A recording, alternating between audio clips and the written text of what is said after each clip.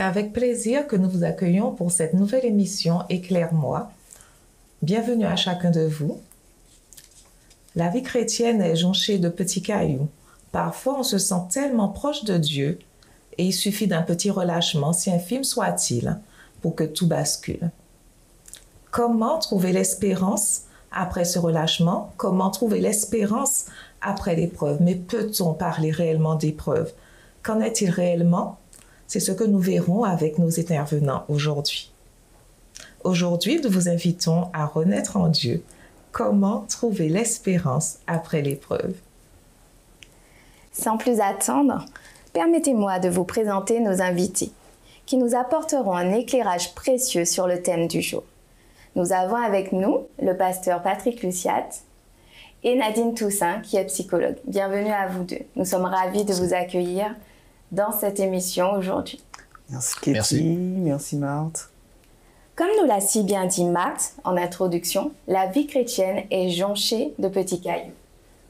Et lorsque la vie nous met à l'épreuve, il arrive parfois que notre foi et notre relation avec notre communauté soient également remises en question. Pourquoi certains se sentent perdus ou déçus par l'Église ou par leur foi quand ils vivent des épreuves? Alors, je commencerai par dire que dans l'introduction, on parlait de petits cailloux. Alors, pour certaines personnes, ce sont de vrais rochers. Hein. Ça dépasse le stade du caillou. Les épreuves, c'est une réalité. Je crois que ce serait être dans le déni, ne pas réaliser que le parcours de tout individu, et du chrétien singulièrement, puisqu'on en parle, est jonché d'épreuves de toutes sortes. Quels que soient les domaines d'ailleurs, peut-être dans le domaine familial, financier, au niveau de la santé, il y a des épreuves. C'est une réalité. Alors, dans la question que tu posais, tu faisais allusion à la déception qu'on peut avoir. Quand on parle de déception, c'est forcément qu'il y a une attente. Donc, on s'attend à ce que dans la communauté dans laquelle on vit, on puisse traverser l'épreuve avec le soutien des autres, et puis que la foi dans laquelle on a investi, eh bien, puisse nous aider à surmonter la difficulté et puis à s'en sortir, à relever la tête. C'est pas toujours le cas. Et je crois que la déception à laquelle on fait allusion, elle est liée à notre humanité, puisqu'on fait partie d'une communauté de foi qui est censée être la vitrine des valeurs de l'Évangile et des sentiments qui étaient en Jésus. Ça, c'est l'espérance qu'on devrait avoir dans une communauté qui doit être l'incarnation de tout ce qu'on vient de mentionner là, c'est-à-dire l'amour de l'autre, la solidarité. Et il arrive qu'au moment de l'épreuve que je traverse, dans cette communauté de foi, je ne puisse pas recevoir le soutien que je suis en droit d'espérer de ceux qui croient comme moi dans l'amour fraternel et dans les valeurs que la Bible s'emploie à exposer. Et l'individu traverse non seulement l'épreuve, et cette épreuve-là, eh bien, va se marier avec la déception, la désillusion d'être entouré de personnes sur qui on ne peut pas compter. Alors, bien entendu, je ne fais pas de ça la norme, puisque heureusement qu'il y a beaucoup de personnes qui vivent leur foi de manière authentique et qui apportent à leurs prochains, à ceux qui sont dans ce pèlerinage terrestre, le soutien, l'amour, la solidarité, l'accompagnement qui est nécessaire. Mais bien souvent, et là je vais focaliser sur ce que tu disais dans ta question, il y a des personnes qui vont être confrontées à la maladie, à une séparation, à des difficultés conjugales ou bien avec leurs enfants. Ils se sentent seuls. Rien de pire que d'être dans une foule et de se sentir seul. Et c'est ce qui arrive malheureusement à beaucoup de personnes qui sont dans l'Église et se rendent compte que finalement, les valeurs de Jésus ne trouvent pas leur prolongement dans l'attitude, le comportement de ceux qui les entourent. C'est une vraie déception, une vraie désillusion. Je ne crois pas qu'elles doivent être le point final du discours, puisque au-delà de ça, et on va certainement en parler, il y a la possibilité d'aller plus loin et puis de trouver là où il faut et comme il faut les ressources qui permettront d'avancer. Mais c'est une réalité, même dans une communauté de foi où on parle de Jésus, où on chante à propos de Jésus, où on partage avec les autres le message de Jésus, on peut être dans une communauté comme celle-là et puis se sentir seul, abandonné et non accompagné dans une épreuve que l'on n'a pas forcément cherché soi-même, et on parlera certainement de différents types d'épreuves plus tard, mais de ne pas sentir cette fraternité au moment où on en a le plus besoin. J'ai envie d'ajouter, parce que je t'écoutais attentivement, Patrick, que finalement, cette déception qu'on peut avoir à ressentir, à vivre, par rapport à ses attentes, par rapport à ses besoins, est celle que chacun d'entre nous pourrions vivre au sein de notre famille. Il y a des attendus. Un attendu de ce qu'est une mère, un attendu de ce qu'est un père, un attendu de ce que pourrait être un grand frère, une grande sœur. Et c'est vrai que ce n'est que lorsqu'on se retrouve dans une situation où le besoin s'impose à nous que l'on commence à être pleinement dans la réalité. Mais cette réalité, c'est une réalité que nous vivons tous les jours, mais qui ne nous paraît pas être catastrophique ou si négative, puisque elle ne nous atteint pas, elle ne nous touche pas particulièrement. Et lorsqu'on rencontre des difficultés, celles déjà décrites par Patrick,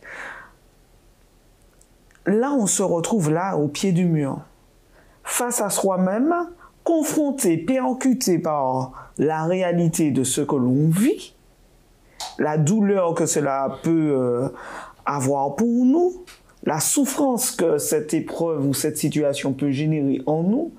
Et là, vous êtes là comme quand vous êtes assoiffé dans un désert. Et puis, il n'y a pas d'oasis en vue.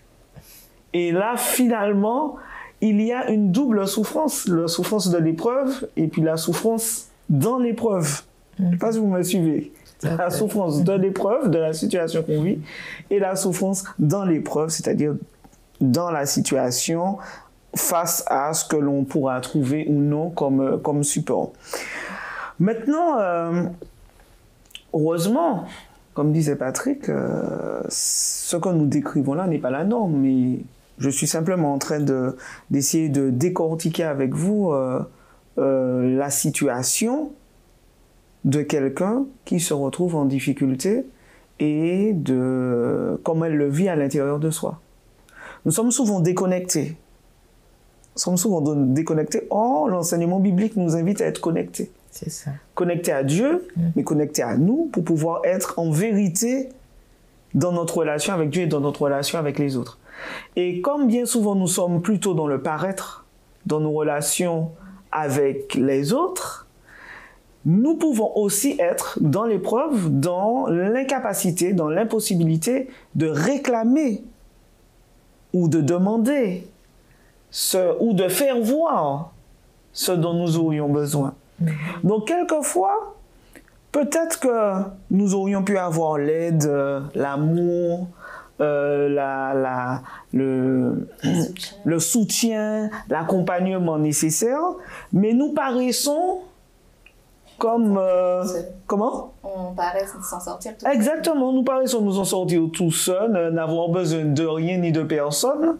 Et puis, dans notre intimité, dans notre secret, nous sommes là en vérité et nous reconnaissons que nous avons besoin. Vous voyez? Donc c'est difficile des fois de dire que dans la communauté de foi, il n'y aurait pas ou il y aurait ce dont nous avons besoin comme secours, comme besoin, comme accompagnement, comme soutien, puisque dans notre posture, dans notre relation, nous pourrions, je ne veux pas non plus généraliser mon propos, nous pourrions ne pas montrer ce dont nous avons besoin. C'est ça, mais c'est aussi une certaine pudeur. Et c'est vrai que l'autre en face ne peut pas rentrer dans notre jardin secret, entre guillemets. Et c'est vrai que c'est compliqué de venir en aide. Tout à fait. Et c'est là toute la subtilité et cette co-responsabilité que nous avons dans les relations interpersonnelles. C'est-à-dire pour celui qui est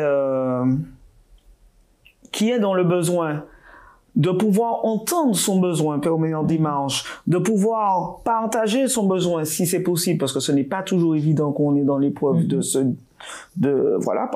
Et puis, pour l'autre, d'être suffisamment dans l'écoute, dans l'observation, pour pouvoir accueillir l'autre dans ce qu'il vit de difficile.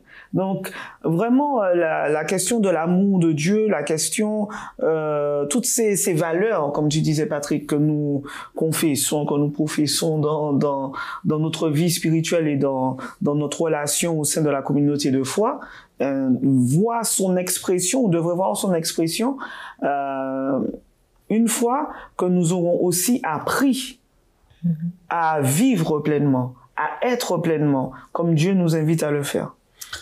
Dans le prolongement de ce que dit Nadine, et c'est vraiment intéressant parce que il y a deux aspects à la question que tu poses. Il y a parler de pudeur. Alors c'est vrai que je crois qu'il y a un jardin secret où ne pourront entrer que l'individu et Dieu. D'accord? Il ne s'agit pas d'étaler sur la place publique tout ce qu'on traverse. Mais dans la dimension communautaire de notre expérience, il y a des choses que je vis, que je vais choisir de taire, d'étouffer, parce que je me dis, la communauté, en fait, je n'ai pas vraiment confiance ou je ne me retrouve pas dedans. Il y a un verset de la Bible que l'on cite souvent dans d'autres circonstances, que je me permets d'utiliser dans ce contexte-là, en faisant un lien, c'est 1 Timothée 5, verset 8. Un texte de la Bible qui dit, si quelqu'un n'a pas soin des siens, et principalement de ceux de sa famille, il a rogné la foi et le pire qu'on est fidèle. Alors c'est vrai qu'on l'emploie souvent dans le contexte familial, la cellule familiale classique. Moi je considère l'Église comme une famille aussi, d'accord, dans le sens spirituel du terme. Et nous avons un devoir, chacun des membres de ce corps qu'est l'Église, d'amour fraternel envers l'autre, de solidarité, de soutien. On est membre de la famille. Donc si un membre de la famille est en souffrance et que j'ignore cette souffrance-là, ou bien je suis indifférent à cette souffrance-là, quelque part, je suis coupable de non-assistance à personne en danger, si je puis dire. Et la réalité de ma foi doit être remise en question parce que la foi, c'est pas simplement une croyance théorique dans un Dieu, etc. C'est quelque chose qui trouve son prolongement dans mon attitude vis-à-vis de l'autre, dans mon rapport à l'autre.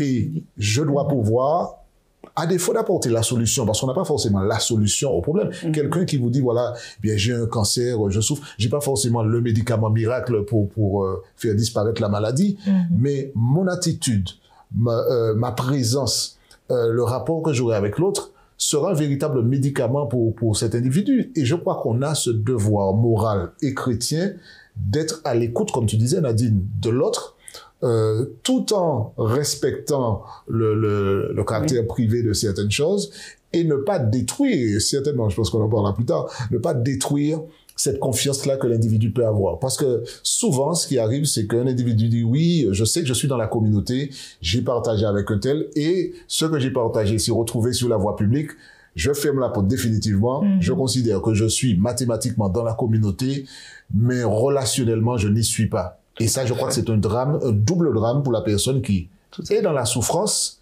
et puis qui ne peut même pas bénéficier de ce que l'Évangile nous invite à apporter auprès de celui qui est dans la difficulté. C'est tellement vrai, cette notion de confiance, parce que sans confiance, la relation, elle est terne. La relation, elle sera dans le paraître, elle sera pas dans le vrai, dans la réalité de ce que nous ressentons, dans ce que nous partageons. Et je crois que dans la parole de Dieu, il nous a invités vraiment à nous dépouiller, c'est ça? Nous dépouiller du vieil homme. De la vieille femme, peut-être aussi. Et d'être dans quelque chose de vrai avec l'autre.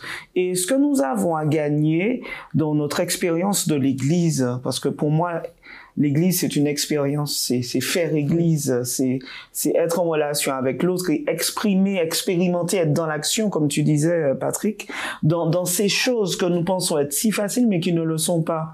Pour l'avoir expérimenté au moins à 2 reprises, des personnes qui voulaient justement manifester le soutien, la compassion, l'aide et tout cela, et qui se sentent embarrassées.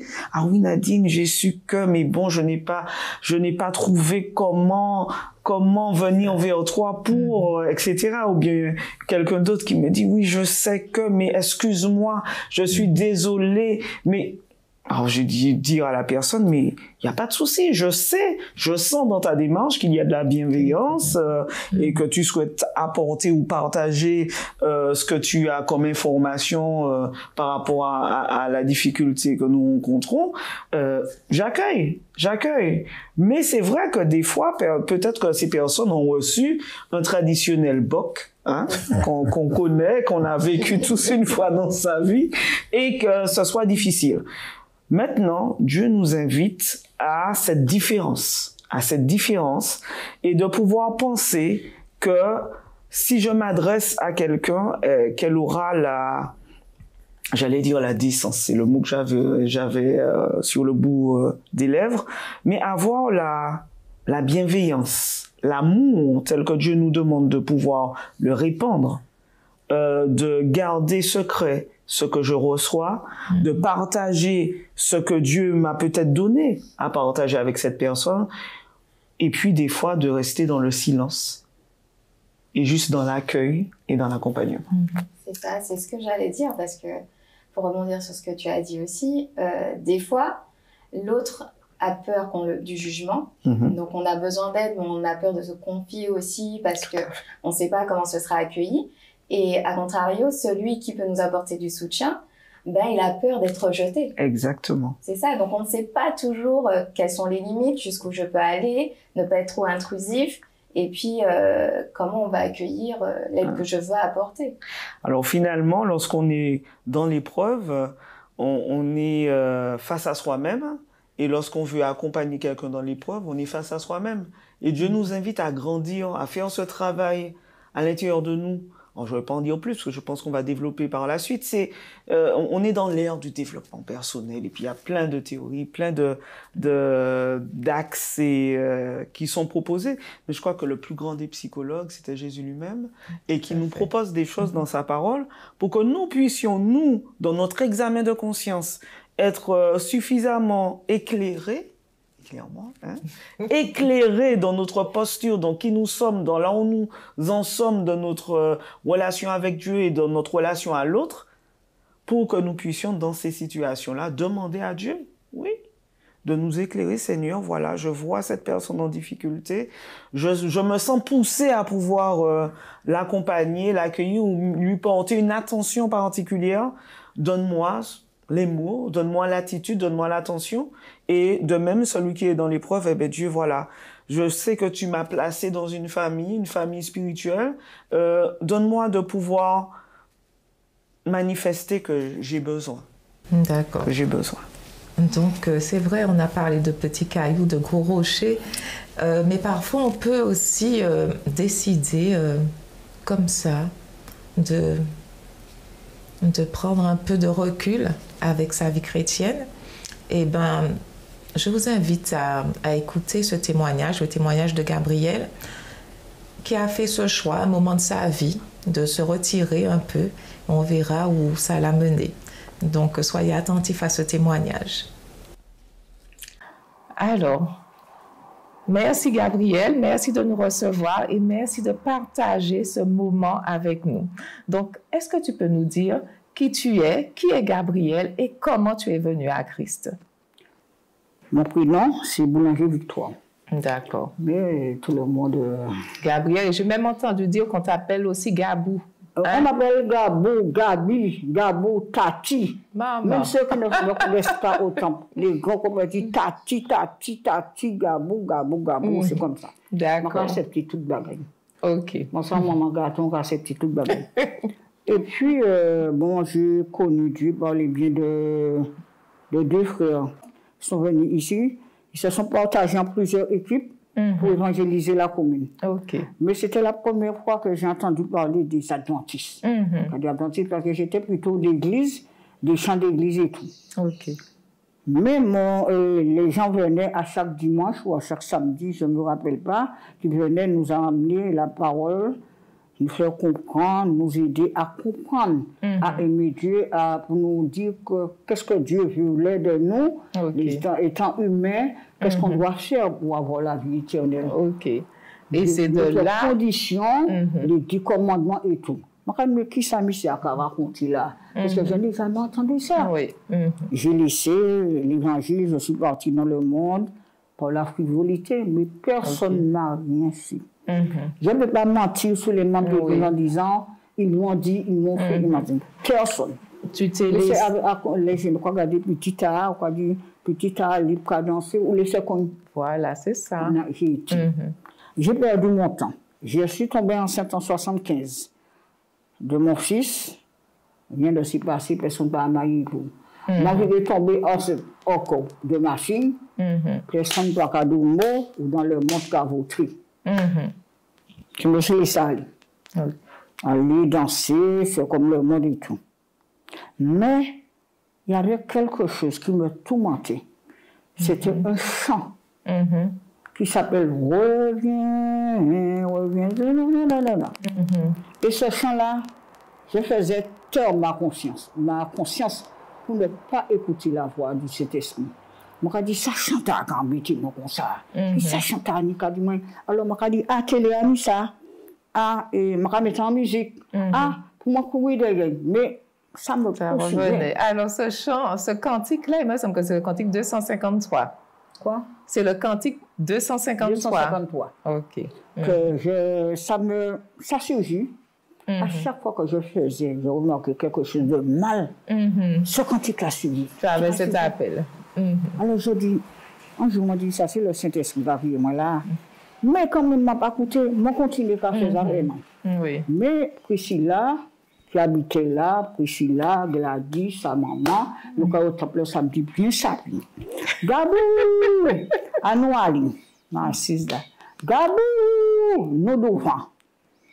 Gabou, nous que prier bas. Mais que c'était que ça le mercredi. Tout le temps. Dimanche. Oui. Non, je me dis, mais pourquoi cette maman là qui a dit ça? Non, Gabriel, il faut retourner à l'évangile. Ah non, il faut retourner. Mais quand même, m'entêter. M'encaouli. Oui. M'encaouli, m'entêter. Chaque année en effort, on m'invite. Je vais. Je dis, bon, cette fois-ci, c'est le bon. Je vais me faire baptiser. Ah oui, on va sortir là, il sortit. Mais non, on va se marier. Mais non, laissez ça, on va se marier. Puis après, toujours entrer à l'église. C'est ça. Je prends pardon. Je prends pardon, c'est le bonheur. Oh là là, c'est grand. Des belles paroles. Mais après, 6 mois, on a la gueule. Mais c'est ça. Alors, moi, je dis que ça, alors. Alors, il y a que ça, alors. Et puis, finalement, j'ai trouvé quelqu'un qui était célibataire. On a parlé, et ce qui m'a plu en lui, c'est parce que sa famille était adventiste. Alors, ça m'a plu. Moi, je dis, ah, Seigneur, moi, je vois un monde qui a l'évangile, moi, je peux baptiser, je peux me marier, baptiser, je peux sortir chez nous. Parce que c'est ça, moi, toujours rêvé, dîner en montant, même religieux, pour nous aller au temple ensemble, pour nous prier ensemble, pour nous prendre des décisions missionnaires ensemble, pour nous parler, pour nous faire des machins. C'est ça qui m'a toujours rêvé. Ça m'a toujours traversé l'esprit. On a fait 3 ans, même carton ensemble, je ne sais même pas combien de temps, parce que je n'ai même pas même calculé ça maintenant. Pendant que je prépare mon mariage, aller à la mairie pour regarder, et je n'ai pas dit rien, je n'ai pas fait tout le silencieusement. Comment faire, comment pas faire. Le téléphone sonne. Gabriel, ça fait comme ça. Assise. Il a dit, maman, d'où assise? La fille me dit, assise. Ce n'est pas une bonne nouvelle. Alors, maman prend prémassé. Gabriel, où ça marié? Alors, que je comprenne bien. Donc, le monsieur qui devait t'épouser, il a épousé quelqu'un d'autre? Oui. OK. M'a dit comme ça. Toute bagarre qui a concurrent au bien de ceux qui aiment Dieu. Ah, ben tout à fait. Il m'a dit, c'est parce que mon Dieu, mariage la partie pour moi. Et mon Dieu, tu vois toute bagarre là. Si bon, il peut voir. Toute bagarre, c'est mon Dieu. Et puis, le frère Kadas qui est venu faire un effort d'évangélisation un jour à Bellefontaine. Avant de son départ, il m'a remis un courrier. Tiens, c'est pour toi. Oui. Je regardé, je quitté là. Et puis, un jour, je m'ai mis à le courrier. Ce que le frère m'a dit qu'il m'a touché, c'est un jour, j'espère te revoir dans le ciel. Au retour de Jésus. Ça m'a touché, c'est resté là. C'est resté là, comme c'est là. T'as retourner, jeune, retourner, repartir. Mon Dieu, à notre assemblée là. J'allais danser et la fille que j'allais, c'est une petite copine, elle s'appelle Jocelyne. Lorsque j'ai pris ma décision, j'ai dit à Jocelyne que je vais laisser les déjeuners d'enfants et tout, je vais retourner à l'évangile. Ah, Gabriel, on peut retourner à l'évangile, que ça arrête. Mais j'ai une autre cousine qui s'appelle Rosia qui m'a dit des pures des bêtises. Ah oui? Moi, souri. Moi, qui t'ai parlé. Mais c'est Jocelyne qui m'a dit, vraiment, pour que ça arrête, Gabriel. Pas y aller pour venir tomber. En ça, vous pouvez préparer. C'est pas ça, aller. c'est Ça, je l'ai compris. Mais l'autre, il m'a dit, ça, c'est le travail Satan. Mais oui. Elle m'a amené, une première fois, m'a assise là, par annoncer. En deuxième fois, m'a assise par annoncer. J'ai payé. En troisième fois, m'a assise, quatrième fois, elle m'a dit, ça violent. Alors, Gabriel, c'est ça, on va faire assis dans le non, on va pas danser, on va pas aller. Pour prendre décision, on va descendre le type. Je laissé tomber. J'ai pris cette décision. J'ai dit, Dieu, permets-tu que je tiens à ma décision. Je t'ai fait de la peine durant 45 ans. Mais Seigneur, aide-moi. Aide-moi à retourner. Et puis j'ai pris la décision. Mais le monsieur qui était sous la chair, je lui dis, monsieur, mais c'est un frère. Oui. Il était en train de me regarder comme ça, depuis sa première jusqu'à la dernière. Le monsieur, celui qui tenait l'effort, c'est ça. C'est celui qui tenait l'effort. Oui, pendant l'effort. Et j'allais tout le soir, mon papa m'a dit un jour d'effort. Le jour qu'on a demandé qui veut, qui s'accepter Jésus, moi, je suis pris bon là. J'étais la seule. Vous êtes premier. J'étais la seule. Et j'étais fière de renouer le lien d'amour avec mon papa. J'étais tellement fière que j'ai accepté le baptême. Oui. Tu as pris le temps qu'il fallait, mais tu es revenu dans les bras de ton Dieu. Donc, 45 ans. Franchement, qu'est-ce que tu aurais à dire, puisque tu nous as dit que c'est la frivolité de la jeunesse, qu'est-ce que tu aurais aimé dire aujourd'hui aux jeunes, puisqu'on se rend compte, bon, il y a des jeunes, il y a des moins jeunes, mais il y a beaucoup de jeunes qui, comme tu dis, sont pris dans cette frivolité-là et qui tournent le dos au Seigneur. Qu'est-ce que tu aurais aimé leur dire aujourd'hui? Que c'est Dieu seulement qui peut tirer Adam, Bagaïtaouya, mais fais mon Dieu confiance. Parce que les choses du monde ne peuvent apporter à rien, rien, il peut apporter à nous. Il peut faire qu'empirer nous dans le mal. Et puis, ni Dieu en dégoût. Mais seul bagage peut Dieu, quelle que soit la cause, quelle que soit la manière, quel que soit le laps de temps qu'on a laissé l'évangile. Mais entrer, c'est comme l'enfant produit. Rentrer en nous-mêmes. Posez-nous questions. Nous qu'à manger cochon et cochon. Pour des en l'air nous dire nous qu'à léger, nous allons demander pardon à papa qui aime nous. À papa qui promet nous la vie éternelle. C'est ça que m'a dit ces jeunesse-là.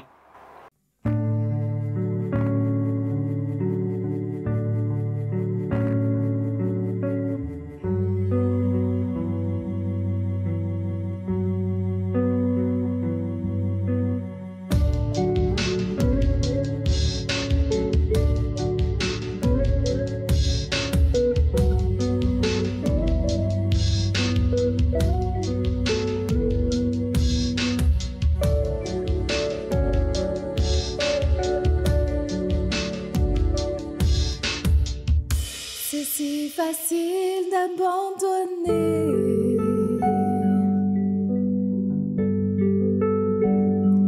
et de se laisser dériver. Ce vent violent m'a épuisé. Tu sais pourtant j'ai essayé. Ce que je vois à l'horizon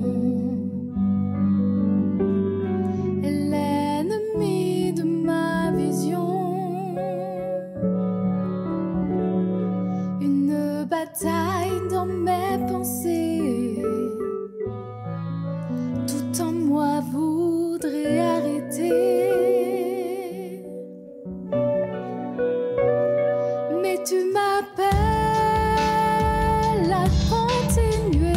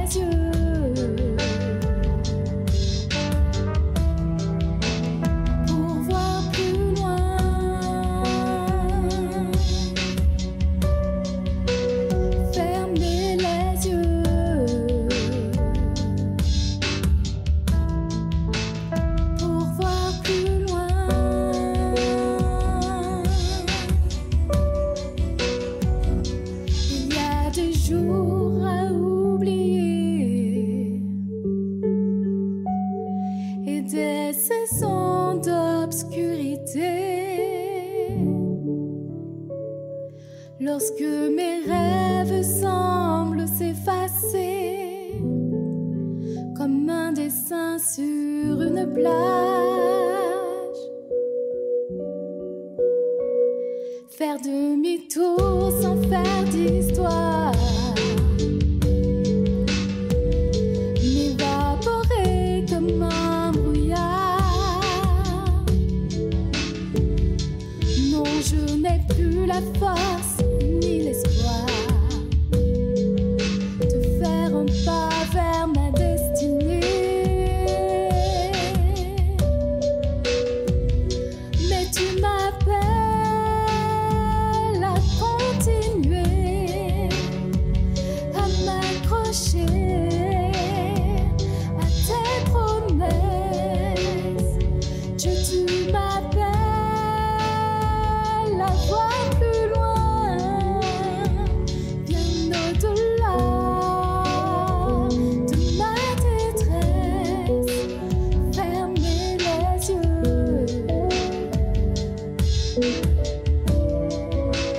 pour voir plus loin. Fermez les yeux pour voir plus loin.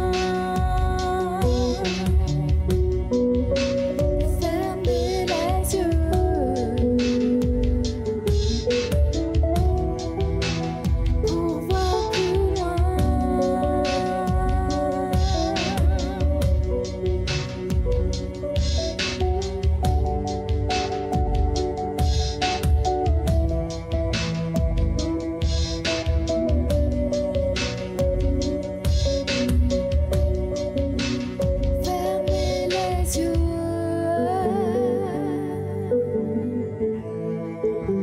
pour voir plus loin.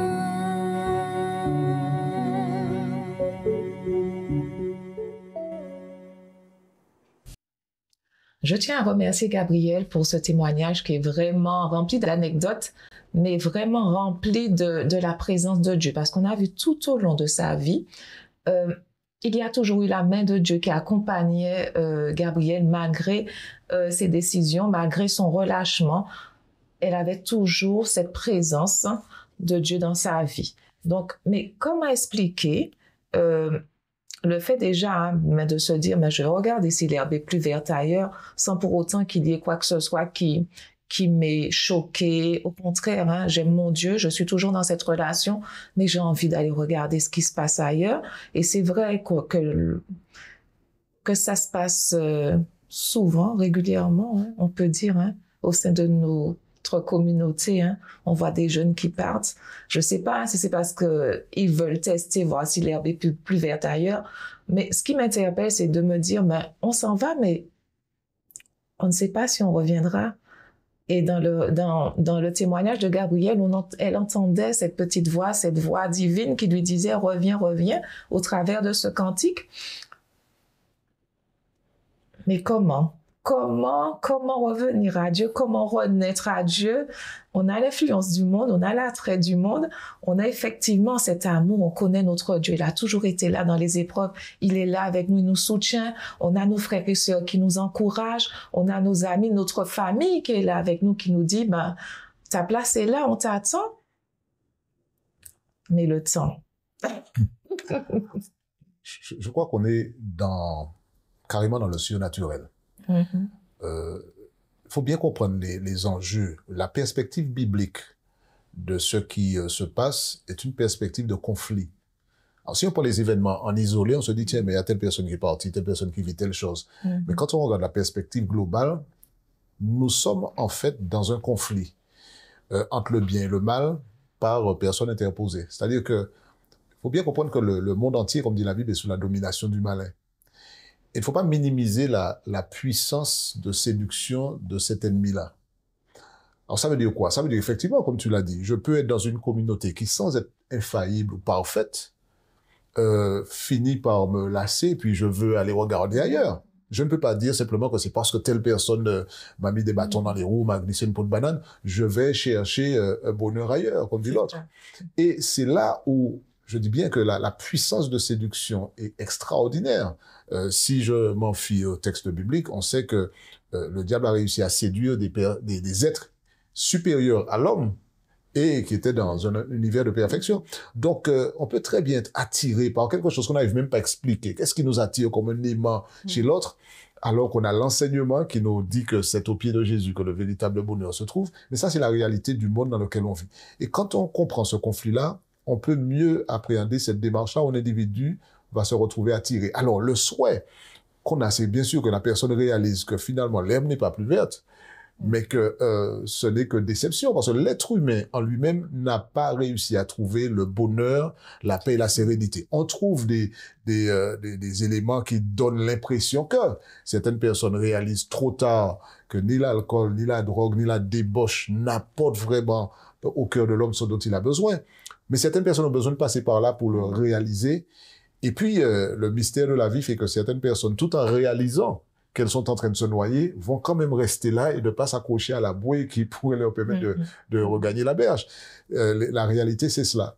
Alors, comment faire pour revenir? Je disais tout à l'heure que c'est une démarche surnaturelle. De soi-même, on ne peut pas, parce que le diable tisse des filets autour de vous. J'en ai rencontré en tant que pasteur des dizaines de personnes qui me disent, je suis parti, mais je me dis, bon, mais je laisse des traces comme le petit pousset, puis je vais revenir.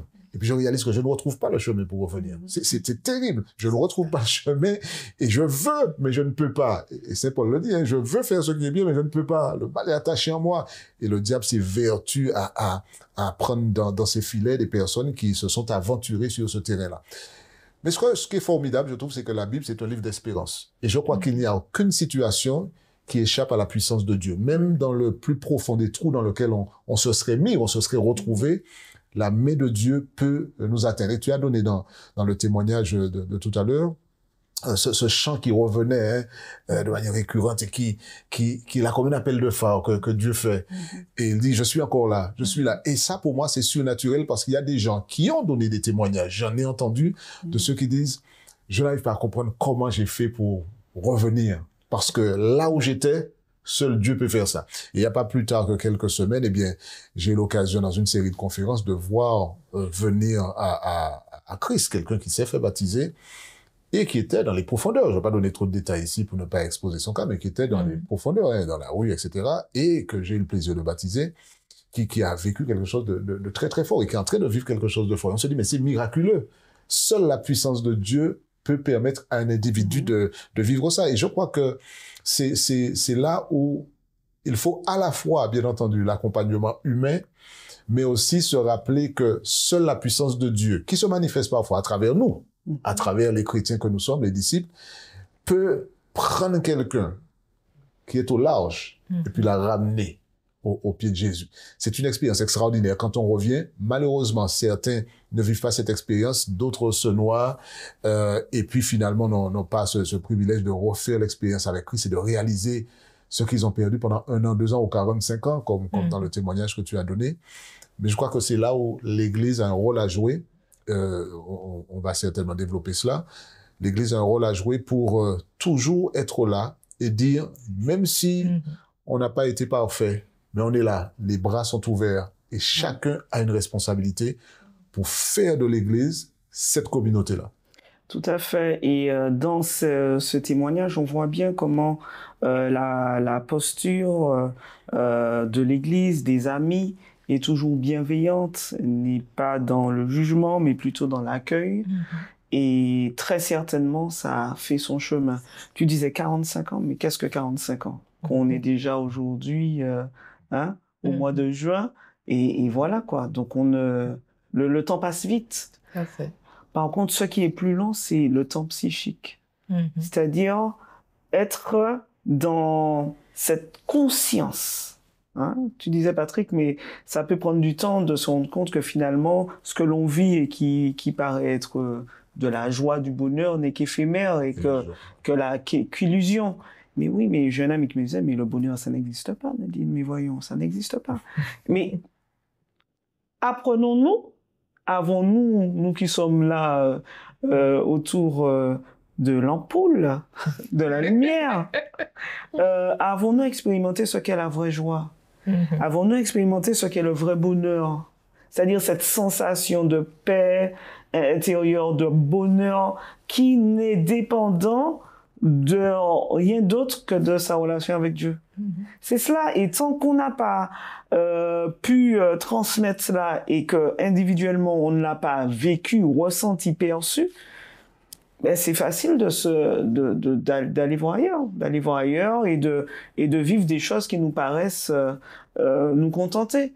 Parce que nous sommes des êtres sociaux, Dieu nous a créés ainsi, et nous avons besoin de ressentir cette chaleur, ce bien-être et tout cela. Maintenant, il faut pouvoir l'inscrire dans la durée, et c'est ce que la parole de Dieu nous invite à expérimenter. Voilà, le rôle de l'Église, le rôle de la famille, et puis Dieu parle au cœur de l'homme. Tant que nous n'avons pas éteint, comme on dit, switch off, éteint la voix de Dieu en nous, Dieu est toujours là. Il est toujours là. Et il fait ce travail, j'ai envie de dire, pas à pas avec nous. Quelquefois, nous sommes intolérants. Comment? Depuis le temps que la sœur, depuis le temps que le frère, il faut qu'on comprenne que non. Alors que Dieu use comment? De patience envers nous, afin qu'aucun ne périsse, mais que tous aient la vie éternelle. Et c'est ça, qui m'en est ça, chaque lundi, appel, yo café, appel, les cadeaux, boutique à aller, puis ça finit pas qu'à aller plus loin. Donc, c'est vrai qu'il y a tout ça parce que, comme disait Patrick, comme vous dites tous les deux, c'est vraiment une lutte, c'est vraiment un combat. Et c'est vrai qu'avec ce témoignage-là, je me suis rendu compte que c'est pas évident. C'est pas évident du tout. Puis c'est important d'être vrai. Dieu, il lit ce qu'il y a à l'intérieur de notre cœur. Donc, nos bonnes intentions, voilà. Oui, peut-être que ceux-mêmes qui sont en train de dire depuis le temps, ils sont pas sur la bonne route non plus. Donc, Dieu voit la sincérité du cœur et chemine avec nous. Et nous invite à cheminer avec lui. C'est une sous-expérience parce qu'en fait, le témoignage, en deux mots, le témoignage, c'est à la fois la démonstration de l'ampleur de l'égarement, mais aussi de la grandeur, de l'amour et de la puissance de Dieu à ramener. Tout à fait. C'est les deux. On a dans l'exemple de Gabriel, à quel point on peut s'égarer, mais aussi à quel point la distance ne sera jamais trop longue pour que la main de Dieu nous rattrape par une voix, par un cantique, par quelqu'un, d'une manière ou d'une autre, il est capable de le faire. Et je crois que ça dépend aussi de la semence qu'on a au départ. Je connais beaucoup de personnes qui, comme Gabriel, tout en étant partis, n'ont jamais oublié les cantiques qu'ils chantaient dans les sections enfantines, qui ont toujours gardé les versets qu'ils récitaient au Club des Éclaireurs. Et ce sont autant de semences qui, en leur temps, produisent du fruit insoupçonné. Hein. On se dit, mais on a oublié ça. J'ai appris ça quand j'étais gamin. Mais c'est là, et ça fait son chemin, et ça fait son travail. Et on a un exemple grandeur nature de ce que Dieu peut faire, même lorsqu'on s'est éloigné. Tout à fait. C'est ça. Alors, on va en revenir. Vous aviez déjà commencé à en parler. Quel rôle a l'Église et la communauté face à ce genre de situation? Comment soutenir les membres pendant et après l'épreuve? Puisqu'on a vu, c'est vraiment des moments pas faciles à vivre. Je crois que peut-être répondre à cette question nous impose de revisiter notre conception de l'Église. Si on se limite à l'Église comme étant le bâtiment dans lequel on se réunit pour des services religieux, on va bien voir les limites de l'aide qu'on peut apporter, parce qu'en fait, ce sera une addition de personnes. Voilà, on a un groupe avec 15, 20, 100, 200 personnes qui n'ont pas forcément de relation, il n'y a pas de ciment qui les unit, et c'est juste un club, d'accord? Mais si on conçoit l'Église comme un corps dont Christ est la tête, avec cette interdépendance des membres entre eux, la vision qu'on a de l'Église fait que justement, je ne peux pas me désolidariser de l'autre. Alors, on sera différent, on est différent, d'accord? On a même des affinités particulières avec certains plus que d'autres. Ça, c'est la réalité de la vie. Mais l'Église est un édifice spirituel qui a une caractéristique particulière qui la distingue des clubs et des associations diverses. C'est qu'il y a le ciment de l'Évangile qui nous unit. Il y a l'Esprit de Dieu qui fait que tout en étant différents, comme les membres de corps, nous sommes unis. Et lorsque j'ai mal à l'estomac ou mal à la tête, en fait, c'est le corps qui est malade. Et je dois pouvoir être sensible à la douleur de l'autre. Mais dire comment moi, en tant que communauté, je peux amener ça. Donc, la vision que j'aurai de l'Église va faire que je sois indifférent aux besoins de l'autre, à sa souffrance, ou alors que je m'investisse avec bienveillance dans son bien-être. Alors, je le disais au départ, on ne peut pas forcément avoir la solution. Hein. J'ai pas forcément le million pour aider la personne qui est endettée. Je n'ai pas forcément le médicament miracle pour cela. Mais à bien des égards, je pourrais intervenir et ça va en dire long sur qui je suis. Et l'Église a tout intérêt à conjuguer le verbe être avant le verbe faire. Et je pense que c'est ça qu'on a commis comme erreur. On a voulu faire des choses, mais on n'a pas le être derrière. Mais tant que j'ai pas compris que je suis membre du corps du Christ, que je suis un élément d'un ensemble, un maillon d'une même chaîne, eh bien là, je vais simplement constater comme un spectateur passif, et voilà, eh c'est, vous voyez, il est en difficulté, il pleure, eh bien, tu es au courant, et puis je vais même en parler avec d'autres. tu as vu ce qui est arrivé à tel frère, à telle sœur, et puis on va discuter, on va ragoter, on va laïusser dessus, sans se rendre compte que ce que la personne a besoin, c'est pas d'une agence de presse qui va diffuser ses affaires, mais de personnes solidaires, chrétiennement, et qui vont montrer. Il y a un texte de la Bible que j'aime bien, et qui est celui de Jacques. Jacques 2, verset 14-7. On le cite souvent, et moi je trouve qu'il a un retentissement intéressant dans le cadre de ce que nous disons là. Il dit, mes frères et sœurs, que sert-il à quelqu'un de dire qu'il a la foi s'il n'a pas les œuvres? Cette foi peut-elle le sauver? Si un frère ou une sœur sont nus et manquent de la nourriture de chaque jour, et que l'un de vous leur dise, partez en paix, mettez-vous au chaud et rassasiez-vous, sans pourvoir à leurs besoins physiques, à quoi cela sert-il? Donc, la réalité de l'Église, eh bien, elle est exposée lorsque, eh bien, notre amour que nous disons avec des mots trouve son prolongement dans les actions. Et je crois qu'il n'y a rien de tel que d'aller près de quelqu'un qui est dans une souffrance qui peut être affective, relationnelle, financière ou autre.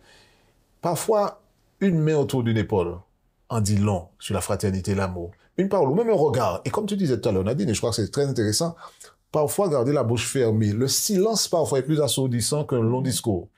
Et je crois que c'est intéressant de montrer à l'autre dans une connexion, je sais pas si ça veut dire mystique, mais en fait, dans une connexion qui est spirituelle, en fait, que l'individu va ressentir que je suis avec toi. On a compris, il y a quelque chose là qui nous unit. Tu traverses ça, on est dans le même bateau, je suis avec toi. Et puis je serai avec toi aussi dans la présence. Je vais rester là peut-être pendant les heures, pendant toute la nuit pour t'accompagner, chanter avec toi, prier avec toi, parce que l'Église, c'est ça. C'est pas simplement le moment où on va venir chanter des cantiques, participer à une manifestation. La réalité, l'épreuve de l'authenticité de la vie de l'Église, c'est ça. C'est ça le test qui va montrer, comme Jésus disait dans Jean 13, 35, eh bien, ceux-ci tous connaîtront que vous êtes mes disciples si vous avez de l'amour les uns pour les autres. Et l'amour, c'est quelque chose de concret. C'est pas juste un concept vaporeux, c'est quelque chose de concret. Je t'aime en Jésus, eh bien, ça va se voir. Je serai là, mes bras autour de tes épaules. Je serai là avec toi dans la souffrance. Je serai là pour te réconforter. Je serai là pour prier avec toi. Je serai là pour pleurer avec toi aussi. C'est ça l'Église.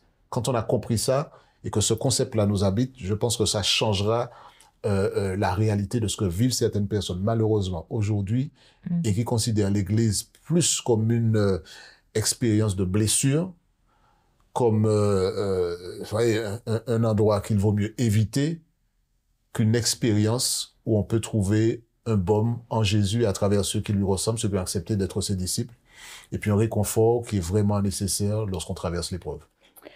Alors Patrick, oui, et j'ajoute, parce que quelquefois, les personnes voudraient que l'Église, donc c'est-à-dire les 350 personnes de la communauté, manifestent voilà, ou que le comité d'église se manifeste, ou, vous comprenez ce que je suis en train de dire? Alors que l'église, ça peut être toi, Kitty, qui fait une démarche. Oui. Ça peut être toi, Patrick, qui fait une démarche. Et je peux être déçu tout en ayant eu l'appui de Marthe, en me disant, mais non, mais c'est Marthe, c'est parce que... Je connais Marthe, c'est parce qu'on s'aime bien. C'est pas l'Église. Mais c'est pas l'Église. Donc c'est vrai que notre représentation de l'Église aussi est à interroger. Et si dans cette Église, j'ai eu même 2-3 personnes qui m'ont aidé à cheminer, je dis oui. Et moi, je sais, pour l'avoir vécu, que je n'avais pas Morija, mais j'avais... voilà, des personnes en particulier. J'avais le cœur liturgique dans la mission que j'accomplissais avec eux, qui peut-être, sans même le savoir, savait qu'ils, sans le savoir, m'accompagnaient dans la difficulté. Et donc, c'est tout cela. C'est tout cela. Donc, l'Église, quelquefois, est dans son rôle, sans peut-être même le savoir. Et puis, moi, en tant qu'individu, est-ce que je prends en compte que cette sœur-là, qui après chaque sabbat me dit je prie pour toi, alors que tu lui parles jamais sinon pour lui dire bonjour, comment vas-tu, comme socialement nous le faisons beaucoup, c'est l'Église qui est en train de m'accompagner, de prier pour moi, de m'apporter, de m'accorder de l'attention. Donc, voilà, j'ai moi aussi à encourager l'Église qui nous regarde en lui disant oui. Et ce qui nous manque, c'est que ça soit un peu plus visible, plus manifeste, aussi manifeste que sont d'autres actions que nous aimerions dépasser. Mais que voilà, que ce soit plus manifeste et que nous nous sentions au sein de cette famille vraiment en paix. Il y a ce chant qui dit « Quel bonheur, quelle joie, je suis enfant de Dieu ». Eh bien, parce que Dieu a voulu l'Église. Dieu a voulu l'Église pour qu'elle soit vraiment un cocon qui nous fasse le plus grand bien, nous nous sentions bien en sécurité et que nous puissions expérimenter l'amour, la joie, le pardon, le bonheur.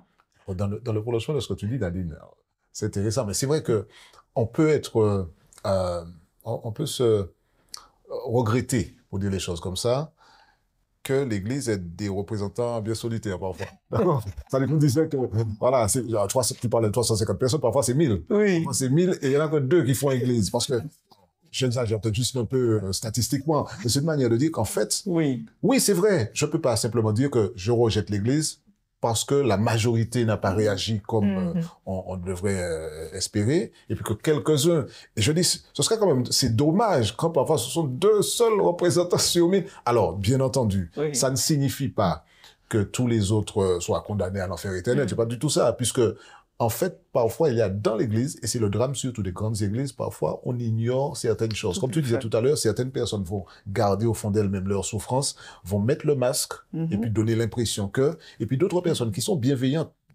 n'ont pas l'opportunité de savoir, tiens, je pourrais aider. Tout à fait. Et puis il y en a d'autres qui sont au courant et qui donnent le traditionnel, je vais prier pour toi. D'accord? Qui est parfois une manière de s'exonérer de sa responsabilité de chrétien. Je dis, ouais, mais je dis que je prie. Et puis quand on dit cela, alors soyons honnêtes, ça arrive souvent qu'on soit coupable de ça. Quand on dit, je vais prier pour toi, alors je ne remets pas en cause cette déclaration-là, car elle a son importance. Tout à fait. On est dans une communauté de foi que je prie pour l'autre, pour laquelle j'ai pas forcément la solution en main. C'est très important de prier. On croit que la réponse vient de Dieu aussi. Mais ça ne peut pas être une phrase passe-partout, je vais prier pour toi. Quand on a dit ça, on est parti sur le parc en train de causer avec quelqu'un d'autre de choses et d'autres. Jamais le nom de cette personne revient dans notre pensée ou dans nos prières. Donc, faut pas que ça soit non plus Dieu a bon dos. On utilise le nom de Dieu et l'outil qu'il nous donne, qui est la prière, pour pouvoir se défausser. Et puis, l'autre, finalement, ne devrait jamais être inclus dans nos prières. Et je crois qu'il faut que chacun, parce que l'Église, c'est pas juste un bloc monolithique, hein, c'est des individus qui composent. Donc, chacun doit pouvoir se remettre en question et dire, est-ce que je fais Église? Est-ce que je suis? Et est-ce que ça se traduit par... Quel que soit ce que l'autre fait ou ne fait pas, moi. Et si chacun se pose cette question-là, je crois que ça va permettre, tu as appelé de TV ça, que l'Église se réveille, et puis qu'on puisse démontrer qu'effectivement, le meilleur endroit où on peut vivre la solidarité, l'amour fraternel, le soutien, l'accompagnement, c'est là où le psychologue par excellence, le médecin par excellence, l'ami par excellence, c'est sa maison, il est la tête de cette communauté que nous formons. Donc, s'il y a un endroit où on devrait trouver ça, c'est bien l'Église, tout en étant suffisamment réaliste pour savoir que ce n'est pas parce que je suis dans l'Église que je suis forcément en train de suivre les pas de celui qui est la tête de l'Église. Hein. Donc ça, c'est quelque chose de très important. Tout à fait. Et c'est ça, on a cette impression que on est beaucoup dans la théorie, mais on n'est pas dans la pratique. Et c'est ce qui fait mal dans la relation que nous avons avec notre communauté, parce que quand on est au temple, on entend beaucoup de belles choses, hein, du haut de la chair, on entend beaucoup de belles choses de nos anciens, de nos pasteurs et tout, de nos frères et sœurs également. Sur le banc aussi, on entend de belles choses. Sur le banc. Sur les parkings aussi. Donc, mais voilà. Qu'est-ce qu'il ressort de tout cela? Je crois que que la parole de Dieu nous invite vraiment à une démarche sincère. D'accord? Une démarche sincère. Je suis dans l'épreuve, j'ai ma démarche sincère par rapport à l'épreuve que je vis. Épreuve qui me permet, quand je m'associe à Dieu pour la transcender, de grandir dans la foi et de grandir dans ce que Dieu attend de moi, puisque Dieu est le potier et qu'il façonne mon caractère. D'accord? Donc, puisqu'au départ, on parlait de l'épreuve, et finalement, comment on peut renaître de cette épreuve, c'est qu'est-ce que j'apprends? Souvent, on utilise cette expression de renaître de ses cendres, hein, comme le phénix. Mais c'est plutôt une expression qui est utilisée dans le sens de ne pas reproduire les erreurs d'une situation qu'on aurait vécue, malheureuse qu'on aurait vécue. Là, l'idée dans la question de l'épreuve, c'est de pouvoir potentialiser. Qu'est-ce que je gagne? Alors, des fois, on a du mal à voir ce qu'on gagne. Je suis d'accord. Patrick, je te sens arriver. Je te sens arriver. On a du mal à voir. Et pourtant, au combien même j'aurais perdu beaucoup, il y a au moins un gain. Un gain. Au moins un gain. Et dans mon accompagnement de celui qui souffre ou de celui qui est en difficulté et qui se met un peu à l'écart, qu'est-ce que j'apprends? Qu'est-ce que j'apprends de moi? Est-ce que Nadine, finalement, tu es dans la mission? Patrick, est-ce que tu es dans la mission? Est-ce que tu, en dehors de ton rôle de pasteur, est-ce que toi, Patrick, je n'interroge pas le pasteur, mais est-ce que l'individu est dans la mission de faire église? Est dans la mission de manifester l'amour qu'il a reçu? Est-ce que je suis un vase creux, percé ou rempli? Et est-ce que je laisse l'Esprit de Dieu me guider dans ce que Dieu a d'ores et déjà préparé? Les bonnes œuvres sont préparées d'avance pour nous, avant que nous les pratiquions. Donc, quelle est ma démarche? Donc c'est cela. Ma démarche en tant qu'Église, l'ensemble de ceux qui y sont, mais ma démarche, moi, personnelle, par rapport à ce que Dieu attend de moi et ce que je peux apporter à l'autre. J'ajouterais à ça, c'est vrai que il y a beaucoup de choses qu'on va vivre, beaucoup de choses qu'on va entendre, mais il y a des ancrages qui sont impératifs. Si on veut s'en sortir et si on veut aider l'autre, d'accord? Parce qu'aujourd'hui, nous parlons de est-ce que je peux aider l'autre? Demain matin, ce sera peut-être mon tour de chercher de l'aide. Donc, quoi qu'on en soit, je crois que le premier ancrage, c'est d'être en Jésus. Nous pouvons tourner la question dans tous les sens. C'est cette relation authentique, profonde, réelle avec lui qui nous permettra à la fois de ne pas être emporté par le tsunami de l'épreuve. C'est cet ancrage-là qui nous permettra aussi de puiser des ressources pour aider l'autre. Tout à fait. Et en tant que membre d'une communauté, je crois qu'il faut aussi avoir le courage de se remettre en question. On l'a dit suffisamment. Est-ce que vraiment je suis un figurant ou un acteur de l'évangile? Et puis avoir aussi le courage, et malheureusement on n'aura pas le temps d'explorer ça en détail, de reconsidérer certaines notions que nous avons fait nôtres et que nous avons inclus dans notre raisonnement et dans nos actions, de faire croire à l'autre. Et ça, c'est un drame quand quelqu'un a une épreuve, et puis de lui faire croire que peut-être que cette épreuve-là, en fait, c'est un péché que tu as dans ta vie, qui est en train de produire ça. Et on ajoute la culpabilité illégitime à une difficulté que l'individu passe. Alors, souvent, c'est fait avec en toile de fond un verset qui est souvent mal interprété, qui est dans Jacques 1, je lirai juste une partie. Au verset 2, il est dit, « Mes frères, regardez comme un sujet de joie complète les diverses épreuves auxquelles vous pouvez être exposés, sachant que l'épreuve de votre foi produit la patience, etc. » Alors, certaines personnes disent, voilà, ben, crête pas, c'est Dieu qui t'a, ça pour te former, c'est pour te former, tu vas ressortir de là plus fort. Alors, à la limite, j'ajouterai, je suis en train d'écrire là-dessus, et je dis, est-ce que vous n'avez pas prié pour que Dieu nous amène encore plus d'épreuves, parce que ça forme, donc je vais être formé, donc ne pas en avoir va nous faire courir le risque de ne pas être formé. Seigneur, envoie encore davantage. Je crois qu'il faut savoir raison garder, ne pas tomber dans cette perversion au niveau du raisonnement. Il y aura des épreuves, que l'on veuille ou pas, soit celles que la vie va nous amener. On est dans une épreuve, on est sobre, et puis on va être heurté par un soulard sur la route. On n'a rien cherché, mais on est victime de cela. Parfois, on cherche nous-mêmes, voilà, on met la main dans le piège, et puis après, il se referme. On est responsable de ça. Mais quelle que soit l'épreuve, je crois qu'il faut pouvoir dire, Seigneur, je ne vais pas forcément tout comprendre. Et c'est vrai qu'il faut avoir le courage de dire ça. Parce qu'il y a des épreuves où vous allez sortir abîmé. Parfois, vous n'allez même pas sortir comme un légume, mais incapable même de raisonner. Il y a des épreuves terribles qui vont vous briser. On ne saura pas expliquer tout, mais on demandera à Dieu la force de rester accroché à lui et de toujours garder à l'esprit que la fin de l'histoire, on la connaît. On sait ce qu'il y a à la fin. Et je crois que ça vaut le coup de traverser l'épreuve avec courage. Ça, c'est tellement vrai ce que tu dis, Patrick, parce que quelquefois on s'enfonce dans l'abysse du pourquoi. Pourquoi moi? J'ai envie de dire, et pourquoi ça devrait arriver à l'autre? Pourquoi moi, ok, mais pourquoi ça devrait arriver à quelqu'un d'autre que moi? Et c'est vrai que oui, des fois ça nous paraît tellement injuste, tellement pourquoi autant d'épreuves? Parce qu'il y en a qui cumulent hein, quand même des situations tragiques, que ce soit au niveau de la santé, de leur vie personnelle, au niveau du travail et tout cela. Et comme tu disais, c'est important de garder son ancrage et de maintenir sa confiance en Dieu.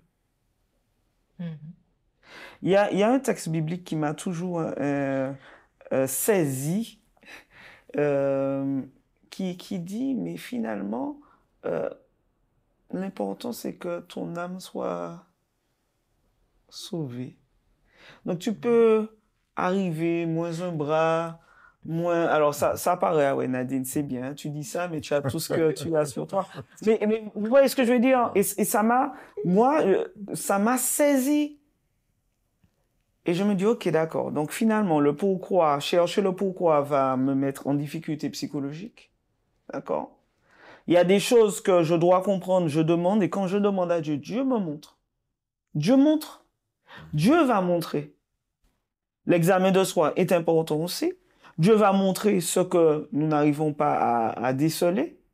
Et puis, il y a d'autres choses que nous ne connaîtrons pas. Est-ce que nous pouvons accepter que Dieu sait tout et qu'il ne permet pas que des choses que nous ne pourrions supporter nous arrivent? Et que de toutes les façons, il a la solution. Il est la solution. C'est ça. Ouais. Mais ça demande... c'est compliqué, hein, parce que quand on est dans l'épreuve, voilà. Je sais pas si c'est mon premier réflexe, mais ce qui est sûr, pour sa santé mentale, pour sa santé psychologique, pour maintenir sa foi, garder en vue que Dieu sait tout. J'ai mal, j'ai envie de pleurer, je suis en colère, je trouve ça injuste, j'ai plus envie de prier, ou je ne peux plus prier, tout ça est légitime. Dieu comprend ça, Dieu entend ça. Et puis encore, malgré tout, faire confiance à mon Dieu, lever la tête et me dire, Dieu est ma solution. Alors, notre émission tire à sa fin. C'est vrai, tu as commencé, Nadine, à nous donner quelques pistes, quelques outils pour pouvoir se relever de toutes ces épreuves. Bon, je me dis, c'est vrai que je suis différente de Katie. Katie aura besoin de certaines choses que moi, je n'en aurais pas besoin. Mais qu'est-ce qui permettrait de pouvoir vivre cette épreuve de façon plus sereine et de revenir à son Dieu au plus vite? Et d'avoir la chance d'y arriver aussi. Ouais. Surtout. Je crois que fondamentalement, le regard que l'on porte sur soi-même, sur Dieu et sur ce qui nous entoure va déterminer beaucoup de choses. Et c'est une vraie question, celle qu'on pose là. Il y a une phrase que j'ai notée quelque part où je dis en fait, permettre à Dieu de transformer nos points d'interrogation en points d'exclamation. Ça, les points d'exclamation qui ponctuent les Alléluia, gloire à Dieu, merci Seigneur. L'émerveillement. Voilà, et qui s'échappent des lèvres de ceux qui ont compris ce qu'est la foi véritable. Et je pense que derrière tout ce qu'on est en train de dire là, il y a un certain travail préalable. Il faut pas attendre d'être dans le feu pour se dire, tiens, mais on est pompier, c'est quoi? Donc il faut être prêt. En fait, c'est ça la notion biblique, d'être prêt. Pas simplement se dire, Jésus revient bientôt, donc je vais être prêt. Il faut être prêt aussi parce que la vie nous réserve des virages parfois difficiles à négocier. Donc je crois que ça demande que l'on ait le courage de garder une connexion réelle avec Dieu. pas factice, hein, parce que je peux connaître Dieu, je peux savoir qu'il existe, le diable aussi, on peut faire mieux que lui quand même, d'accord, au-delà de savoir qu'il existe, mais garder une connexion. Et ce qui est peut-être moins à la mode maintenant, de dire, ok, je veux passer du temps régulièrement à le chercher dans la prière, dans l'étude de la Bible. Ça peut paraître bateau, mais parfois ce sont les éléments clés qui donnent une base solide permettant de traverser tout ce qu'on a décrit depuis le début de l'émission. Donc cette connexion-là, je crois que personne n'en peut en faire l'économie. Chercher Dieu dans la prière, chercher à mieux le connaître, à mieux cimenter cette relation avec lui. Ça, c'est la base. Si on n'a pas cela au départ, on sera en difficulté. Donc, je pense que cette connexion avec Dieu-là, il faut en prendre soin, faut lui donner une place de choix. Et puis, il faut apprendre à faire aussi des choix judicieux, en parlant de choix. On crée souvent la difficulté nous-mêmes en faisant taire la voix de notre conscience, ou en se laissant bercer par l'illusion que c'est mieux ailleurs. Donc, je crois que la Bible nous aide. Alors, c'est pas une parade infaillible dans le sens où je peux très bien savoir, hein, c'est comme les panneaux 90, c'est qu'il y a assez gros quand même pour qu'on voit, d'accord? C'est pas parce qu'on l'a vu qu'on va pas aller à 120, d'accord? Et je pense que tout le monde ici a un peu de culpabilité là-dessus, d'accord? Il faut aussi spirituellement entretenir sa vie. Et puis, j'ose ajouter une chose qui est peut-être égratignée certains, mais il faut aussi choisir les personnes avec qui on va avoir une certaine proximité. Choisir ses amis, pour dire les choses de manière brutale. Alors, ça veut pas dire qu'il faut sélectionner qui on aime, parce que chrétiennement, je dois aimer tout le monde. Mais je parle d'amitié, de connexion. Il y a des personnes qui vont apporter une mauvaise influence et qui vont pas forcément vous entraîner sur le chemin où ce sera productif pour vous spirituellement et autrement. Donc, il y a des choix à faire là-dessus. Et puis, se fixer un cap, savoir où on veut aller. Où est-ce que je vais? Je ne suis pas simplement un morceau de papier sur un océan. Où est-ce que je vais? Quel est mon objectif dans la vie? Et suivre la feuille de route dans la Bible, et puis se réjouir de ce qu'il y a dans l'Église. Malgré le regard qu'on a porté sur l'Église qui était très réaliste, c'est sans concession, c'est vrai, mais dans l'Église, et je revendique cela, il y a des hommes et des femmes qui ont compris, qui sont habités par l'Esprit de Dieu et qui sont une démonstration pratique. C'est l'Évangile sur 2 pieds, en fait, qui sont en train de démontrer ce que c'est que l'amour, ce que c'est que la fraternité, ce que c'est que le soutien, ce que c'est que le pardon, et c'est réconfortant de savoir que Dieu, c'est pas une réalité éthérée. On sait que Dieu, on peut le voir à travers le visage de ceux et celles qui l'ont rencontré et qui sont en train de faire une démonstration que, quelles que soient les difficultés, on peut avancer avec lui. Ce sera dur. Nadine disait tout à l'heure, je crois que tu faisais allusion au verset qui dit, il vaut mieux arriver le manchot au ciel qu'avec les 2 bras et puis être une occasion de chute. C'est-à-dire que s'il faut qu'on perde des choses en chemin, ainsi soit-il. Facile à dire, je le conçois, d'accord? Facile à dire. Mais on sait qu'on a un objectif, on sait où on veut arriver. Et par la grâce de Dieu, on y arrivera. Tous ceux qui ont traversé l'épreuve, qui ont perdu une jambe, une main, qui ont parfois même failli perdre la tête, on se retrouvera dans l'éternité avec Dieu. Et pour moi, ça, c'est un carburant incontournable pour pouvoir avancer. Et je souhaite cela à chacun de ceux qui nous écoutent, même si ce n'est pas facile, mais Dieu peut nous permettre d'y arriver.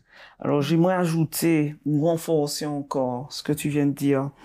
Quand vous avez posé la question des outils, je me suis dit, mais de quoi a-t-on véritablement besoin? Et je me suis dit, peut-être que nous ne sommes pas suffisamment en connexion avec nous. Hein? Je commence par nous. Je devrais commencer par Dieu, mais j'y arrive. Pour que nous puissions repérer, est-ce que nous avons déjà véritablement vécu un moment de sérénité, de paix, mais pas celle qu'on pense être la paix, mais celle qui nous vient de Dieu. Dans Jean 14, verset 27, Dieu déclare, je vous laisse la paix, je vous donne ma paix. Je ne vous donne pas comme le monde donne, que votre cœur ne se trouble point et ne s'alarme point. Je veux faire une invitation à expérimenter cela. Je sais m'être déjà retrouvé dans des situations où on a un sentiment de tourment, d'être tourmenté et de dire au Seigneur, écoute là, ça dépasse ce que je pourrais faire tout seul. Mets la paix dans mon cœur ou mets la joie dans mon cœur. Parce qu'il faut quand même expérimenter la paix que tu mets dans mon cœur. Donc, il y a rien autour de moi qui puisse, générer de la joie en moi. Donc, mets ta paix, mets ta joie dans mon cœur. Et pour cela nécessite que nous méditions la parole de Dieu. Chaque jour. Aujourd'hui, on est dans beaucoup de méthodes de méditation transcendantale. Je respecte ceux qui l'utilisent. Je crois que Dieu nous propose une méditation. Une méditation qui va pouvoir nous assurer la sécurité, la paix, la joie en lui. Lui seul qui peut nous l'apporter. Méditer la parole chaque jour en établissant une connexion illimitée. Nous sommes habitués à cela. Il y en a qui sont connectés de façon illimitée à tous nos outils de communication. L'idée est d'être connecté de façon illimitée à Dieu. Ce fameux petit verset que nous connaissons bien, prions sans cesse. Oui. C'est-à-dire être dans cette connexion-là avec Dieu, qui peut nous diriger, qui est là et souhaite nous diriger et nous permettre justement de faire les choix les meilleurs qui soient pour nous. Et puis, en troisième ingrédient, l'amour. L'amour, que nous puissions exercer, pratiquer, que nos actions soient empreintes d'amour, Dieu étant l'amour même manifesté et qui nous invite à manifester son amour au travers de nos relations avec les autres, au travers de nos actions, de nos comportements. Et puis, cela va nous permettre de développer notre compassion pour les autres, notre compassion pour nous aussi, en restant sensible à ce qui nous entoure et à l'écoute de ce qui nous entoure et à l'écoute de nos émotions, de nos sensations. Qu'est-ce qui me traverse? Qu'est-ce qui fait, Patrick, que j'entende la situation de Marthe, de Katie et que finalement, il passa outre, nous dit la parole de Dieu? C'est que je ne vois pas, je n'entends pas. Peut-être que ça résonne si fort, c'est tellement souffrance pour moi que je ne peux pas y aller. Il faut aussi reconnaître des fois ses limites. Ou peut-être que je suis tellement centré sur moi que je ne suis pas sensible à l'autre. En tout cas, faire ce travail-là et permettre à Dieu de faire ce travail en nous, pour que nous soyons suffisamment à l'écoute de nous, pour que nous puissions le laisser nous façonner, pour que nous soyons tels qu'il veut que nous soyons. Et puis, nous offrir un espace de créativité. Vous savez, et de liberté de penser. Pourquoi je dis cela? Parce que on a grandi avec des valeurs, avec un socle, alors certains ne l'ont pas pris comme des valeurs, mais il faut pas, etc., qui devaient guider notre vie. Maintenant, pouvons-nous essayer d'intégrer cela comme notre charte de bien vivre avec l'autre, notre charte de bien vivre avec soi-même, notre charte de développement pour être, comme on dit souvent, la meilleure version de nous-mêmes. Et j'ai envie de dire, plutôt que la meilleure version de nous-mêmes, la version 0.0 que Dieu avait voulu pour nous au départ. Rester en connexion avec ce que Dieu a créé, la nature, qui nous permet justement de nous ressourcer et qui est aussi des fois un lien qui nous permet de rester dans cette connexion illimitée avec Dieu. Et puis, mettre du sens sur ce que nous vivons, mettre du sens sur les expériences que nous vivons avec Dieu, l'expérience que nous vivons avec l'autre. Et lorsque nous n'arrivons pas à mettre du sens, pour reprendre la belle expression de Patrick, permettre à Dieu de mettre des points d'exclamation là où il y a des points d'interrogation. Voilà, que Dieu puisse nous émerveiller, que Dieu puisse nous épater, comme m'avait dit un ami. Tu ne vois pas la solution là. Prie, reste en connexion avec Dieu et laisse Dieu t'épater. Tu ne seras jamais déçu. C'est bien dit. Ouais, je crois qu'il y a juste pour ajouter à ce qu'elle dit, je ne vais pas répéter, mais on a tous eu l'occasion de prendre l'avion. Et il y a une chose qui m'a toujours fasciné d'ailleurs, là. À un moment, le personnel, l'équipage dit, pour ceux qui écoutent, parce que maintenant on n'écoute plus ça, en cas de dépressurisation de la cabine, vous verrez tomber les masques d'oxygène. Ils ajoutent une chose, je n'ai pas réfléchi à ça, ils disent, avant d'aider quelqu'un avec son masque, mettez votre masque. Vous ne pouvez pas aider l'autre si vous-même, vous n'avez pas pris soin de vous-même. Je crois que dans tout ce qu'on a dit là, parce qu'on est en train de parler ici, il y a ceux qui nous écoutent, Donc, nous devenons potentiellement des acteurs de cette nouvelle donne. Tout Et je crois que c'est important de mettre le masque d'abord, le masque à oxygène qui va, en fait, c'est l'oxygène chez Jésus, c'est-à-dire de Oui. puiser en lui et dans les ressources qu'il nous donne. Tout Donc, il à ne s'agit pas de dire je lis la Bible et puis je ne cherche pas à me former ailleurs, à avoir des ressources qui peuvent m'aider. Faisons le travail sur nous-mêmes afin d'être en mesure d'aller vers l'autre Tout à et fait. puis de lui apporter ce que nous-mêmes nous avons reçu, de lui faire bénéficier ce que nous avons reçu aussi. Et je crois que ça va transformer le visage de l'Église et de la société quelque part. Tout à fait. Donc nous sommes des acteurs potentiels de quelque chose d'extraordinaire. On ne va pas transformer le monde pour faire un univers où il n'y aura pas de péché, etc. On sait que la réalité est ce qu'elle est, mais ce qui est extraordinaire, c'est le privilège que Dieu nous donne de pouvoir être le prolongement de son amour, Amen. être l'extension de ses mains, de ses pieds, et puis d'être auprès des autres ce que lui-même a été à l'époque où il était sur Terre, où il continue d'être aujourd'hui encore. Si vous deviez conclure en quelques mots le thème du jour. Je crois qu'on a dit l'essentiel, mais je crois que aujourd'hui, je crois que la capacité de regarder courageusement la réalité en face est un passage incontournable pour toute personne qui veut vivre un épanouissement en Christ dans son cheminement personnel et dans sa vie communautaire à l'église. Regarder la réalité en face, l'appeler par son nom. Si c'est chaud, il faut dire que c'est chaud, d'accord? Mais ne pas se limiter à ce constat-là, de dire Dieu merci, tu es présent à travers ta parole et la connexion que je peux avoir avec toi. Je peux puiser des éléments qui me permettront de traverser et je peux aussi recevoir ce qui me permettra d'être ce que tu voudrais que je sois. C'est-à-dire quelqu'un qui fait partie d'un corps et qui sera sensible aux besoins de l'autre et qui fera ce que Jésus ferait s'il était là. D'accord? Et d'ailleurs, l'autre, je dois le voir comme Jésus. D'accord? C'est ces yeux-là que Dieu me demande d'avoir, de voir l'autre comme Jésus. Je me rapproche de lui. Je suis le Samaritain des temps modernes.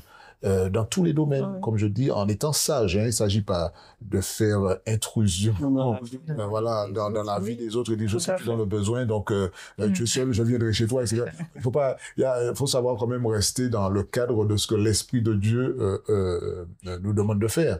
Mais je crois que c'est un drame d'être membre d'un corps et de ne même pas savoir que celui qui est à côté de moi, le bras gauche, alors que je suis le bras droit, il est en souffrance émotionnelle, affective, financière, familiale et autres. Et c'est un devoir moral et c'est une excellente opportunité, un privilège que j'ai de montrer à quoi ça ressemble lorsque Jésus habite dans notre cœur et puis de le faire vivre à d'autres. Je crois que si on peut matérialiser ça dans notre expérience en tant qu'individu et dans les communautés dans lesquelles nous vivons, ainsi soit-il. On a souvent tendance à dire il faut rester sur l'essentiel. L'essentiel pour moi, c'est de permettre à Dieu de me transformer pour que je sois ce qu'il veut que je sois, pour que je sois dans le plan qu'il veut que j'accomplisse, pour que je puisse être un outil qu'il va utiliser et pour qu'il puisse me combler de possibilités pour agir. Donc, souvent, nous sommes les pieds, les mains, je ne sais pas si je peux dire ça, de Dieu. Mais, et en tout cas, nous sommes appelés à être des témoins, et pas que des témoins dans la parole, mais des témoins dans l'action et des témoins dans notre façon d'être. Donc, que nous puissions nous laisser façonner par le potier. Et il n'y a pas mieux qu'un beau vase où on puisse mettre la plante qui convient. Et puis, j'ai envie de dire que nous puissions rechercher le plan de Dieu pour nous et puis quelle est la place qu'il veut que nous occupions. D'accord? Souvent, il y a des choses qui sont à notre portée, où nous pouvons être le prolongement de l'amour de Dieu. Et puis, peut-être que nous aurions envie de faire autre chose. Et puis nous passons à côté de ce que nous pouvons faire parce que nous estimons que c'est peut-être pas assez. Mais Dieu sait. Il sait en quoi nous pouvons lui être utiles, alors que nous puissions nous laisser porter et être suffisamment à l'écoute de son esprit pour pouvoir être conduits de façon optimale. Merci. Nous arrivons à la fin de notre émission. Nous avons exploré ensemble comment renaître en Dieu après les épreuves de la vie. Ces moments, bien que difficiles, peuvent nous conduire vers une foi plus profonde et authentique. Nous pouvons en sortir grandis et plus forts. Toutefois, il nous faut reconnaître et accepter nos moments de doute et de difficulté. Cela fait partie intégrante de notre cheminement. Gardons en mémoire le rôle essentiel de notre communauté, le soutien de l'Église et de nos proches, qui est important pour nous aider à surmonter ces défis. Ensemble, nous pouvons partager nos expériences, prier et nous soutenir, créant ainsi un espace de guérison et de croissance spirituelle. Pour finir, je souhaite partager avec vous ce verset de la Bible qui se trouve dans Ésaïe 40, verset 31. Mais ceux qui se confient en l'Éternel renouvellent leur force. Ils prennent leur vol comme des aigles. Ils courent et ne se lassent point. Ils marchent et ne se fatiguent point. Que ce verset vous inspire et vous rappelle qu'avec Dieu, il est toujours possible de trouver la force, de renaître et de continuer à avancer. Eh bien, je vous remercie. J'ai passé un excellent moment, donc rempli de bienveillance, de paroles divines. Donc, merci à tous les deux. Merci à Patrick, merci à Nadine, merci à Katie aussi pour son accompagnement sur un chant de Ruby Battery, Paroles de guérison. Nous vous disons à la prochaine.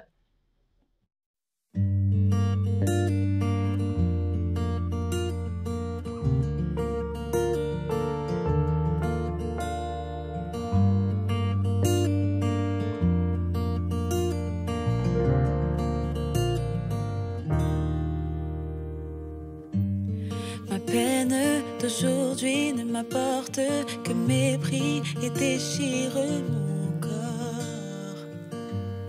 Au fond de l'église, la douleur me brise, mais je souris encore. Mes nuits sont longues car dans ma chambre je pleure, les genoux à terre. J'ai tout essayé, j'ai tellement pris, plus rien à faire.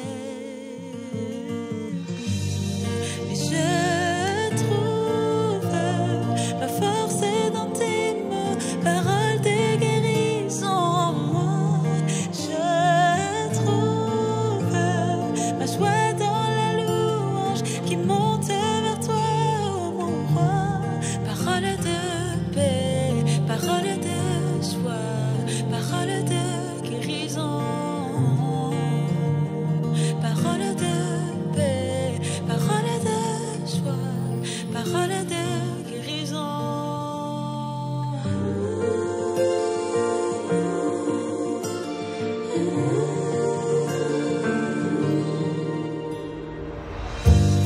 Là où tu te caches, je veux que